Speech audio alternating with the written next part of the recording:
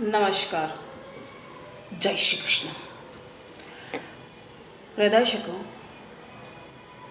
पूजा पाठ करना सदैव लाभकारी होता है, लेकिन अव्यवस्थित ढंग से अगर पूजा की जाती है तो उससे कैसे लाभ हो सकता है, तनिक विचार करेंगे तो आपको समझ में आएगा ये कि उससे कैसे लाभ प्राप्त होगा।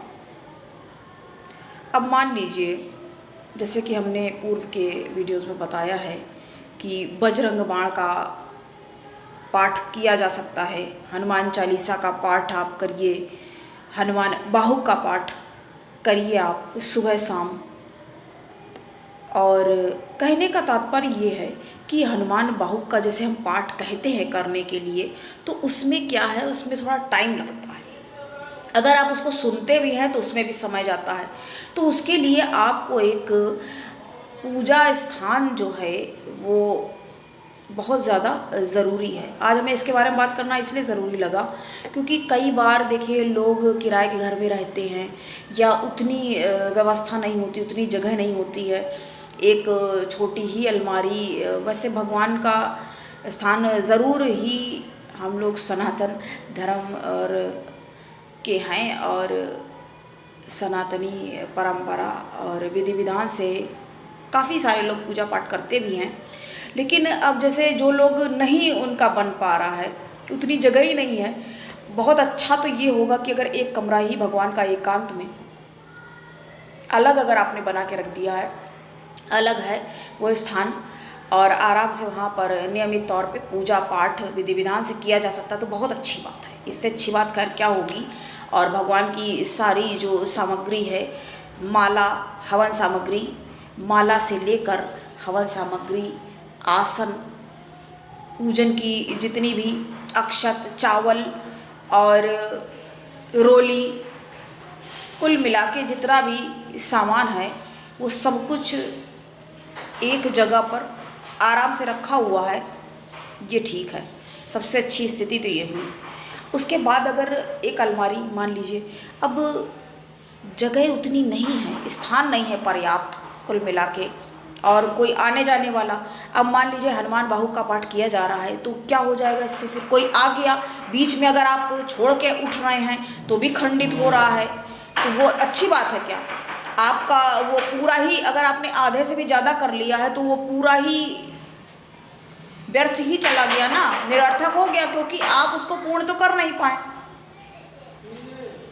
आपने भगवान का नाम लिया, अच्छी बात है, उतनी देर आपने नाम लिया वो तो ठीक है, वो सही है वहाँ तक, लेकिन वो पूरा तो नहीं हो पा। अब जो अगर आप कोई ले करके बैठ रहे हैं, संकल्प आपने किया है कि हमको 11 दिन के लिए करना है या हमें 1 महीने के लिए करना है, लेकिन उसको पूरा नहीं कर पा रहे हैं, तो उसके लिए हम आपको एक उपाय ये बताएंगे। उसके लिए हमें ये आपको उपाय बताना था कि इसका निदान कैसे किया जाए। तो इसका निराकरण ये हो सकता है कि आप यदि पाठ करते हैं, देखिए हनुमान चालीसा का यदि पाठ करते हैं वो तो 2.5-3 मिनट में पूरा हो जाएगा, ठीक है, और बजरंग बाण का भी कर रहे हैं तो हो जाएगा। लेकिन हनुमान बाहुक और फिर सुंदरकांड, ये पाठ यदि करते हैं और इसके अलावा अगर आप कोई लंबा पूजा पाठ का विधान कर रहे हैं तो उसमें जो टाइम लग रहा है, और उतनी ही मान लीजिए जगह है, एक कमरा है, बहुत सारे लोग देखिए अभी भी, अब हर कोई नहीं, लेकिन हम यहाँ पर हर एक के लिए बताते हैं, उतना स्थान नहीं है, 1, 2 ही 3 कमरे, उसी में एक अलमारी बनी है। कोई आ गया, अचानक मेहमान आ गए तो उनको तो नहीं कुछ कहा जा सकता कि इस समय कैसे क्या बातचीत करने में कुछ कोई बोल दे, लेकिन हम उस स्थिति में कि अगर ऐसी परिस्थितियां निर्मित हो जाती हैं तब क्या करना चाहिए।